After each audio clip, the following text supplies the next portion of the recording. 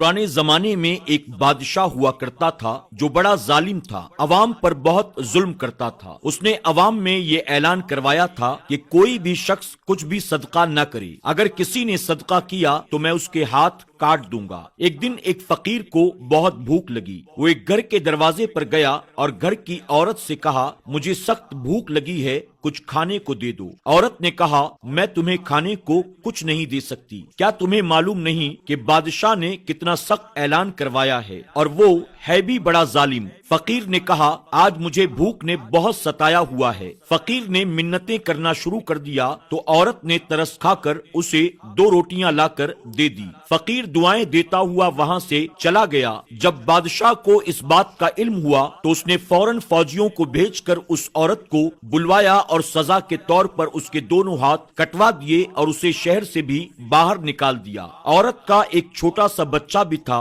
जिसको औरत ने अपने कांधे पर सवार किया और शहर से बाहर निकल गई। रास्ते में उसे प्यास लगी। पास ही एक दरिया बह रहा था। जब पानी पीने के लिए वो औरत दरिया में झुकी तो उसका बच्चा अचानक दरिया में गिर गया और दरिया की मौजों ने उसे अपने साथ बहाना शुरू कर दिया। ये देखकर औरत ने चिल्लाना शुरू कर दिया। इतने में वहां सफेद और उम्दा लिबास में 2 शख्स जाहिर हुए। उन्होंने बच्चे को दरिया में बहता हुआ देखा तो एक शख्स ने छलांग लगाई और बच्चे को दरिया से बाहर निकाल लिया। दूसरे शख्स ने कुछ पढ़कर उस औरत के जिस्म पर दम किया जिससे उसके दोनों हाथ सही सलामत हो गए। उस औरत ने खुश होकर पूछा, ऐ अल्लाह के बंदों, तुम कौन हो? वो दोनों शख्स कहने लगे, क्या तुमने हमें नहीं पहचाना? हम तुम्हारी वो 2 रोटियां हैं जिसे तुमने अल्लाह की राह में सदका किया था।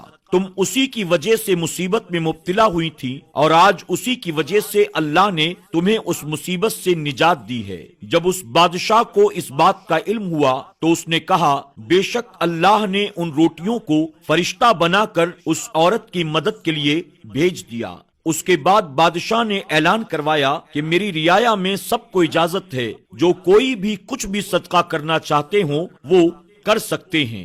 हुजूर अकरम सल्लल्लाहु अलैहि वसल्लम ने फरमाया, सदका बलाओं को टाल देता है। एक मकाम पर फरमाया, बखील शख्स अल्लाह का दुश्मन है और सखी शख्स अल्लाह का दोस्त है। अल्लाह रब्बुल इज्जत की बारगाह में दुआ है, अल्लाह तबारक व तआला हम सबको भी अपनी राह में खूब सदका और खैरात करने की तौफीक अता फरमाए। आमीन या रब्बल आलमीन।